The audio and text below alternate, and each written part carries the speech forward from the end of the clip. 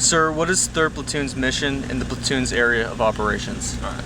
So the platoon's mission on a larger scale, same as pretty much every else's mission. It involves partnering with ANSAF forces. It involves building them up. It involves creating a secure environment for commerce and government to thrive, and trying to assist with enforcement of the rule of law, basically.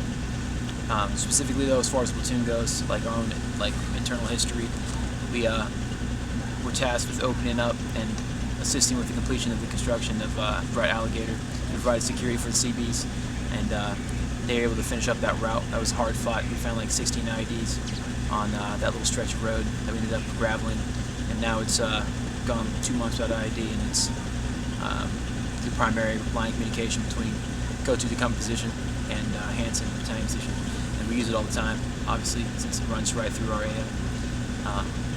And right now we're transitioning towards leaving entirely, with the Marine Corps basically being gone out of the AO by 2014, as well as everybody else that's American.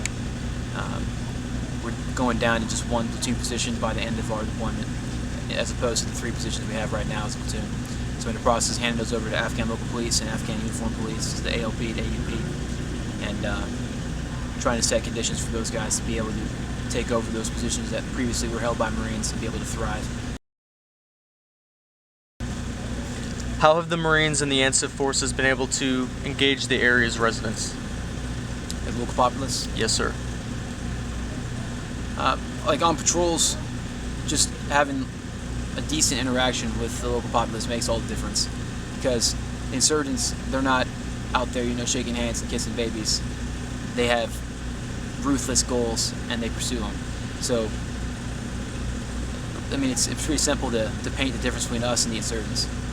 We're out here trying to help, trying to serve, trying to protect these guys, and insurgents, they're just trying to make money or gain some kind of misguided glory or whatever they're trying to do, depending on how demented they are. So the insurgents don't really have any goal other than chaos and destruction. So it's easy to talk with people and say, hey, we're trying to get this clinic moving, we're trying to get this school started, we're trying to improve this road. What has the insurgency done for you guys? And, I mean, they can't say a single thing. Can you give me a little bit more background about the security you were providing for the construction of Route Alligator? Sure. Yeah, Route Alligator was a disaster when we showed up here. So it's a stretch of road. It goes up about a click or so, and then it takes a hard left, and then it runs another, we'll just say, another click, just for simplicity's sake, and then it curves up and heads due north and continues all the way up into Kotu, like another couple kilometers. And the portion we were working on was this first portion from Beatley up, the first few clicks. And in that space of road, there was like 16 IEDs within I think a 30-day period as we're working on this. We tried different approaches.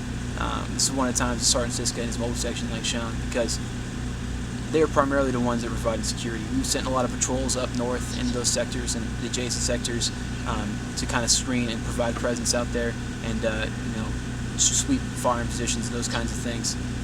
But ultimately, it was his mobile section being on the road. We took down walls and trees to increase our GBOS observation of this span of road, and we tried a bunch of different approaches on how to maintain security on it overnight.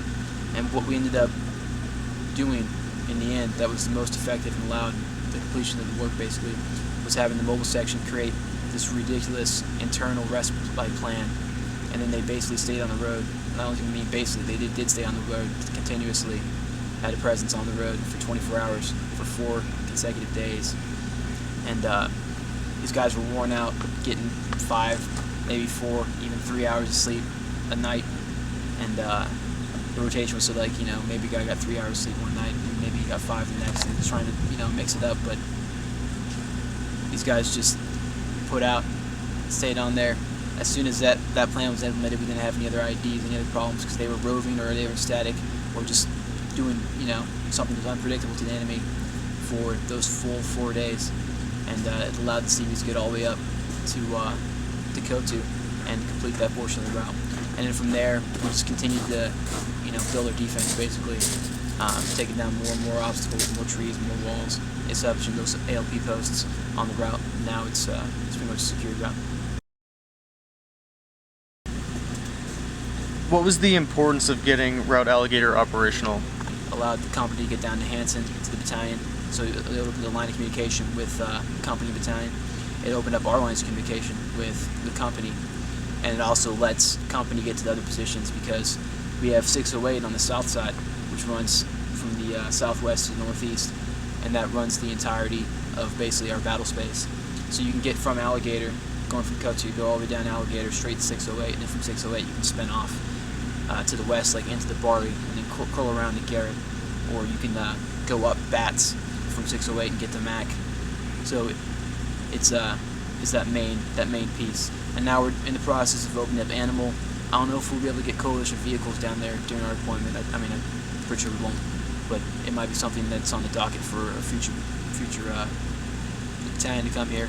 Maybe there's time left for that, but I mean, Alligator's the main route, that main piece that lets everything work out. Basically, it lets, instead of us wasting time, driving around the Bari Desert to do a simple resupply, and meaning we can't do as many resupplies as we want to be doing, meaning we have to designate this mobile section just doing resupplies for the company, and they're doing like one position a day because that's all they can have time for.